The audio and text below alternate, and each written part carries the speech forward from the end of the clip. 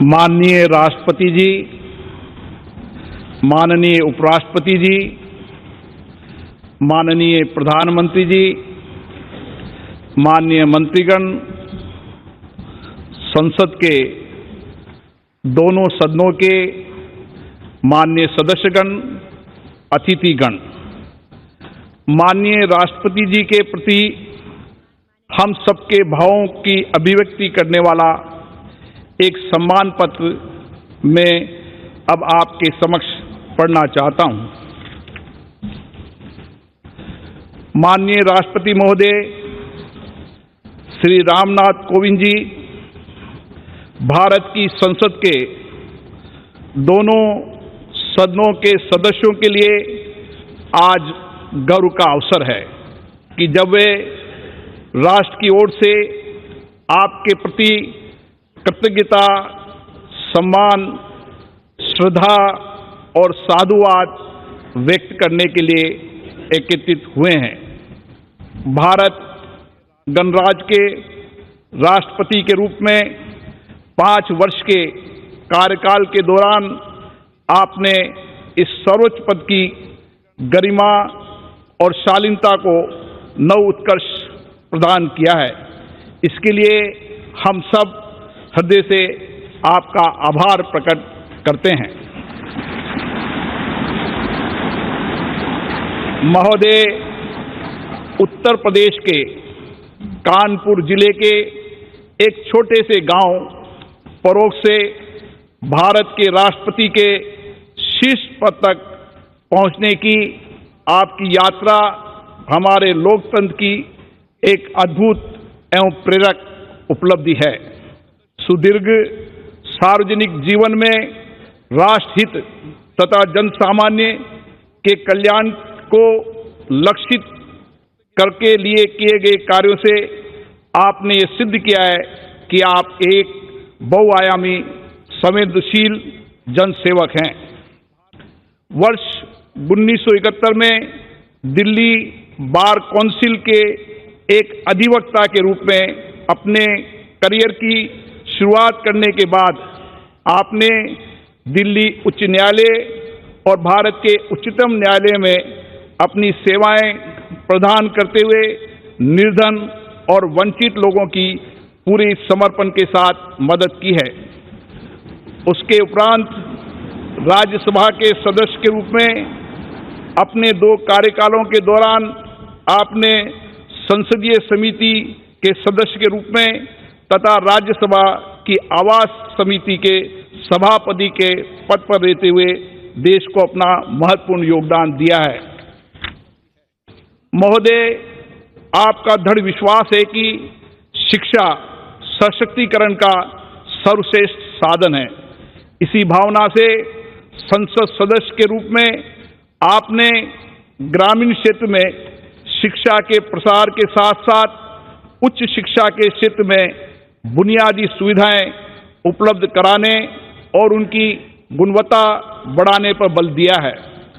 आपने राष्ट्र निर्माण में महिलाओं की अधिक से अधिक भागीदारी और समाज के वंचित वर्गों, विशेष रूप से दिव्यांगों और अनाश्रितों के लिए अधिक अवसरों के सर्जन के लिए आपने निरंतर प्रयास किए हैं। जनहित के महत्वपूर्ण मुद्दों के लिए आपकी अटूट प्रतिबद्धता लोक सेवा के प्रति आपके समर्पण का प्रमाण है।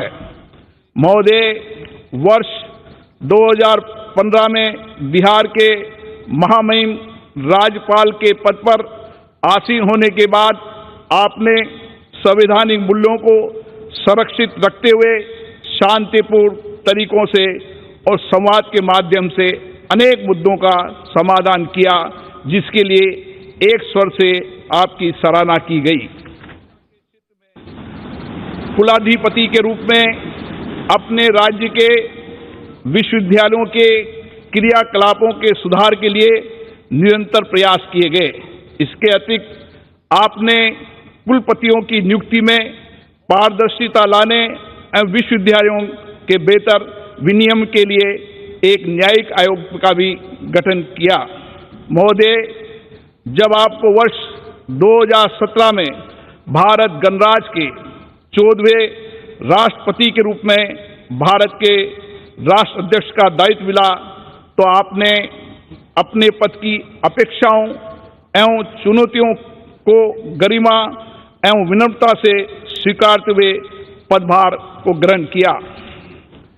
आपके विनम्र स्वभाव तथा कार्यशैली ने हम सभी सांसदों के मन में एक विशिष्ट स्थान बनाया है। संसद में दिए गए आपके अभिभाषण, आपकी दूरदर्शिता देश के समक्ष उपस्थित राजनीतिक एवं सामाजिक विषयों की गहरी समझ एवं उनके समाधान हेतु आपकी स्पष्ट सोच को प्रदर्शित करते हैं। आपके अभिभाषण ने सभी दलों के लोगों को समान रूप से प्रेरित किया है और उनके दायित्वों के प्रति भी जागृत किया है।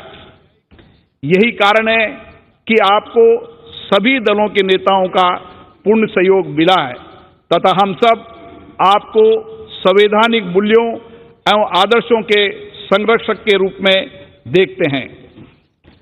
हमें स्मरण है कि पद ग्रहण करने के बाद जब आप पहली बार अपनी जन्मस्थली गए थे, तब आपने भाव विभोर होकर वहां की धरती को नमन किया था तथा कानपुर की अपने शिक्षण संस्थान में आपने मंच से नीचे उतरकर शिक्षकों का चरण स्पर्श किया था।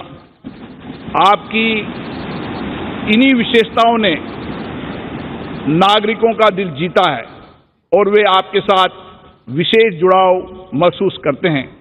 महोदय, राष्ट्रपति के रूप में आपके कार्यकाल को अनेक मधुर और स्मरणीय पलों के कारण सदैव याद रखा जाएगा। स्वतंत्रता दिवस पर राष्ट्रपति भवन में आयोजित उस एट होम रिसेप्शन को आज भी याद किया जाता है, जिसमें आपने असंख्य लोगों का जीवन बचाने वाले कोरोना योद्धाओं को सम्मानित करने के लिए उन्हें मुख्य अतिथि के रूप में आमंत्रित किया था। भारतीय सेना के सुप्रीम कमांडर के रूप में मई 2018 में सियाचिन में सबसे ऊंचाई पर स्थित युद्ध क्षेत्र कुमार पोस्ट में तैनात सैनिकों से आपकी ऐतिहासिक मुलाकात, पीएम केयर्स निधि में 1 माह के वेतन का दान करने का आपका अनुकरणीय योगदान, कोविड-19 के विरुद्ध संघर्ष के दौरान अधिक धनराशि उपलब्ध कराने के लिए मित्रता के उपायों के साथ 1 वर्ष के लिए अपने वेतन के 30% भाग का परित्याग करना, ऐसे कई उदाहरण हैं जो देश की सामूहिक चेतना में स्थायी रूप से अंकित रहेंगे। भारतीय संविधान के सिद्धांतों का अक्षरशः पालन, राजनीति निष्पक्षता के लिए आपकी प्रतिबद्धता और राष्ट्रपति भवन को आम नागरिकों के लिए सुलभ बनाने जैसे आपके अनुकरणीय कार्य आने वाली पीढ़ियों को सदैव प्रेरित करते रहेंगे। महोदय, आज जब राष्ट्र अपनी स्वतंत्रता के 75वें वर्ष में है, हमारा सौभाग्य कि हम आपके दूरदर्शी एवं अनुभवी मार्गदर्शन में अमृतकाल में प्रवेश कर रहे हैं। आप राष्ट्रपिता महात्मा गांधी, बाबा साहेब अम्बेडकर, श्यामा प्रसाद मुखर्जी व पंडित दीनदयाल उपाध्याय जैसे महान नेताओं से प्रेरित रहें। आपकी सरलता, विनम्रता तथा परहित को स्वहित से अधिक महत्व देने के स्वभाव से ये स्पष्ट है कि आपने इन महापुरुषों के विचारों और शिक्षाओं को अपने जीवन में अनुसरण किया है। हमें पूर्ण विश्वास है आपके विचार तथा आपका व्यक्तित्व वर्तमान के साथ भावी पीढ़ी के लिए भी प्रेरणा स्रोत बने रहेंगे। हम आपके स्वस्थ जीवन और दीर्घायु होने की कामना करते हैं। जय हिंद। इंडिया टीवी हर वक्त हर जगह डाउनलोड करने के लिए सर्च करें India TV news Google play store या ऐप स्टोर पर।